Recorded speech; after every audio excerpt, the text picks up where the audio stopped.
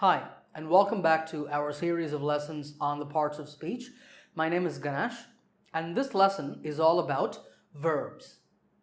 In this lesson, I will teach you the different types of verbs that we have in English, and I'll also show you how to avoid some common mistakes that students make with verbs. We will start with state and action verbs, and then we'll look at main and helping verbs, and then we'll turn to regular and irregular verbs, and finally we'll discuss transitive and intransitive verbs. Now before we begin, as always, if you have any questions at all, you just have to let me know in the comments section and I'll talk to you there. Okay, so first of all, what is a verb? Well, a verb is just a word that shows an action or a state. State means a situation. And actually, those are the two types of verbs. We call them state verbs and action verbs. Sometimes they're called stative and dynamic verbs, but the meaning is the same. Okay, what's the difference between these two? The difference is that action verbs express physical activities or processes. For example, verbs like kick, shout, run, climb, stand, sit, grow. All of these show us physical activities or processes. But a state verb is a verb that expresses a situation. For example, verbs like be, have, think, like, and own are all state verbs. Now, when I say, I have a large family, here I'm using the state verb have. That means I'm not talking about doing any physical action. I'm just telling you about a situation. In this case, about my family. Or if I said, Julia likes chocolate ice cream. Is Julia doing any action in that sentence? No. That sentence just gives you some information about Julia. We're still using a verb, like, but it's a state verb. Okay, but why is this difference important? And is it important at all? It is, because there's an important rule in English that you should know. And that rule is state verbs cannot be used in ing forms. When you want to use a continuous form, you can only do that with action verbs. Let's look at a couple of examples. Now we can say, the children are playing in the park, or who's shouting? Both of these sentences are correct because the verbs play and shout are physical actions. So we can use ing forms. But we cannot say, I'm having a large family, or Julia is liking chocolate ice cream. Both of those sentences are wrong. There are common mistakes that some students make. Some students use ing forms with state verbs. Please don't make that mistake. And remember, no continuous forms with state verbs. Okay, let's now move on and talk about main and helping verbs. These are sometimes called auxiliary verbs as well. When a verb is used in a sentence, it can be used in two ways. It can either be used as the main verb of the sentence, or it can be a helping verb. That is, it can help the main verb. The most important helping verbs are be, do, and have. Let's look at some examples with these. Luciano is working now. In this sentence, there are two verbs. Can you tell me which are the two verbs? Is and working are the two verbs. Which is the main verb? The main verb is working because that shows the action that is happening. So what about is? What is it doing? Is a helping verb that shows the tense of the sentence. We know that Luciano is working now because we said is. If I said Luciano was working, you know I'm talking about the past. So that helping verb is showing the tense. And that's one of the things that helping verbs can do. They can also help us to form negative sentences. For example, Luciano isn't working now.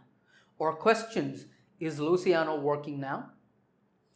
In all three of these sentences, the helping verb is be or to be. We're saying is, but that's just a form of the verb to be. We say I am, you are, he is, she is, etc. The verbs do and have can also be helping verbs. For example, I don't play golf every weekend. Maybe I'm talking to my friends and my friends say, hey, you play golf every weekend, right? And I say, no, I don't play golf every weekend. I play tennis, for example. So don't is do not. That's the negative form of the verb do, and it helps me to make a negative. Or my friends could ask, do you play golf every weekend? That's a question. Let's look at an example with the verb have. We have visited the UK 4 times. Here, we know that the main verb is visited, but can you tell me what is the purpose of using have in this sentence? Now, if I told you, we visited the UK last year, in that sentence, I'm talking about one single experience. That is, my visit last year. But when I say, we have visited the UK 4 times, then I'm not talking about any single experience, but I'm talking about life experience. That is, in our lives, we have visited the UK 4 times. That's what the verb have helps us to do in this sentence. Okay, so that's how be, do, and have are used as helping verbs. But take a look at this next sentence. We have a car. Now, both of these sentences use the verb have. But do you notice a difference between them? The difference is that the first sentence uses have as a helping verb, but the second sentence uses have as the main verb. Now you might be thinking, how is that possible? Because have is a helping verb, right? True, but in some cases, be, do, and have can be used as main verbs. Now in this sentence, have is used to mean own. We own a car, is what I'm saying. So in that way, in some cases, these can be used as main verbs, but most of the time, they're used as helping verbs. Another type of helping verb is modals. Modals are these words: can, could, may, might, will, would, shall, should, and must. I'm sure you know these verbs, and I'm sure you use these a lot too. Modals help us to express mood in a sentence. What is mood? In grammar, mood means the attitude of the speaker. That is the feeling I want to convey to you. For example, if I said, the Patriots might win the Super Bowl this year. If you don't know what that means, the Super Bowl is an American football tournament in the US, and the New England Patriots are a team. So I am making a prediction about the future, and I'm using the modal verb might to do that. Try to read that sentence without might. The Patriots win the Super Bowl this year. It sounds like I'm 100% sure, but that's not what I want to say. I want to say that I'm maybe 70% sure. Okay, so I'm using might. So might adds that mood to the sentence, that I'm talking about possibility in the future. Modals can also express ability, like my sister can play the guitar. In that sentence, play is the main verb and can shows ability. Or if I said, you mustn't smoke here, what's the mood I'm trying to convey? I'm using the modal verb must in the negative, must not, to show that you don't have permission. You mustn't smoke here. So in that way, modals help us to express mood in a sentence. All right, so that's our discussion of main and helping verbs. Let's now move on and talk about regular and irregular verbs. To understand these, you need to know a little bit of background information. And that is that in English, only verbs can have tenses. Of course, you know about past tense, present tense, and future tense. But to make tenses, we change the forms of verbs. Do you know how many forms of verbs there are in English? There are 5 forms. We call these the infinitive or the base form, the present tense form, the past tense form, the past participle form. This form is used in some tenses, and it's also used in conditionals and in the passive voice, so it's an important form. And then we have the ing or the continuous form. Let's take the example of a regular verb, to cook. Its present tense forms are cook and cooks. That's because we say I, you, we, they cook, but he, she, or it cooks. The past tense form is cooked. The past participle form is also cooked, and the ing form is cooking.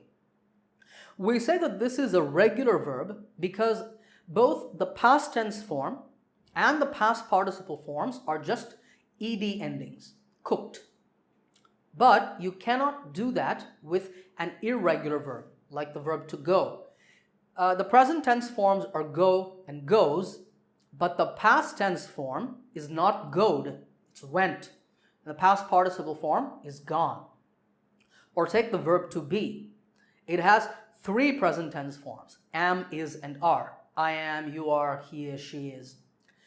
And 2 past tense forms, was and were, and the past participle form is been. And here's one last example, the verb to read. Its past tense and past participle forms are spelled R-E-A-D, but pronounced red, like the color red.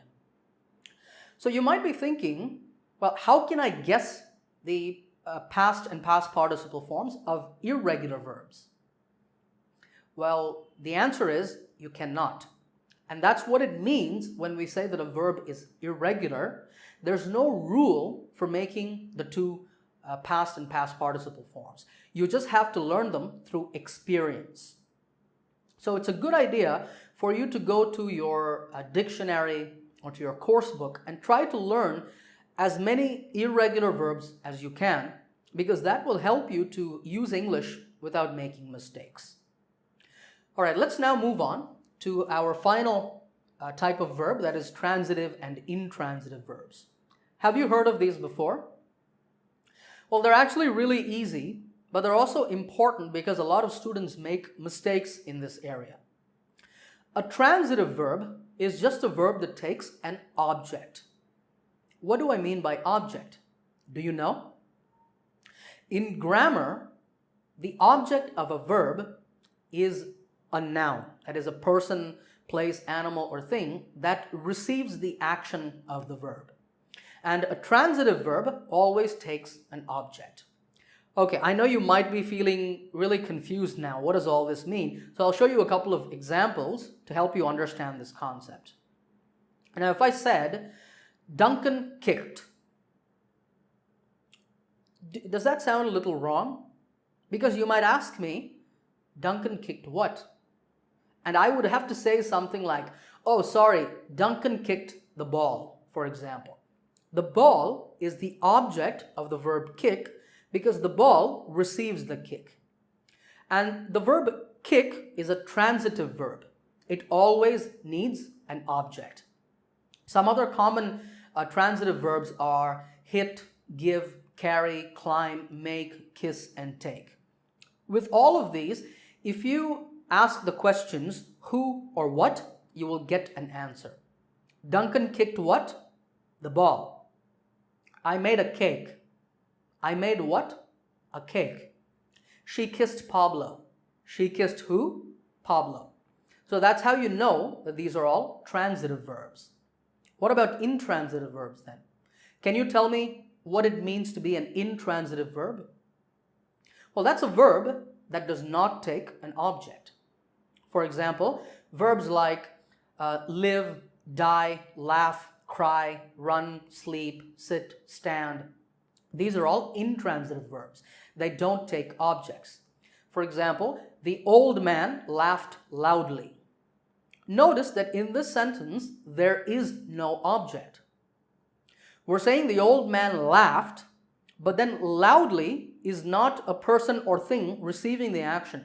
That's just an adverb that gives us information about laugh. So if you ask the questions, the old man laughed who? Or the old man laughed what? You will get no answer. That's how you know that that verb is intransitive. Okay, I told you that students make mistakes with these. What kinds of mistakes do they make? Well, the most common mistake is that students often leave out the object with a transitive verb. For example, students say, the thief climbed and then escaped. Can you identify the error in that sentence? Well, the mistake is that the verb climb is a transitive verb, and you need to say climbed what? You need to say an object. Now, in your mind, you might have a picture of a thief climbing over a wall and then running away. But you need to say that. You need to say the thief climbed over the wall and then escaped. So don't make that mistake of leaving out the object after a transitive verb. Okay, let's now quickly recap what we've learned today. We started with state and action verbs. Remember that state verbs show situations and you don't use ing forms with state verbs. Then we spoke about main and helping verbs. Be, do, and have are the most important helping or auxiliary verbs, but sometimes they can be used as main verbs in a sentence. Modals are another type of helping verb, and they help us to show mood. That's things like possibility, ability, and permission. Then we turn to regular and irregular verbs. The past and past participle forms of irregular verbs cannot be guessed, so you have to learn them through experience. And finally, we spoke about transitive verbs, which take an object, and intransitive verbs, which do not take an object. Do you remember the common mistake that I shared with you? The common mistake is leaving out objects with transitive verbs. Don't make that mistake. All right, I hope you enjoyed this lesson, and I'll see you in the next lesson.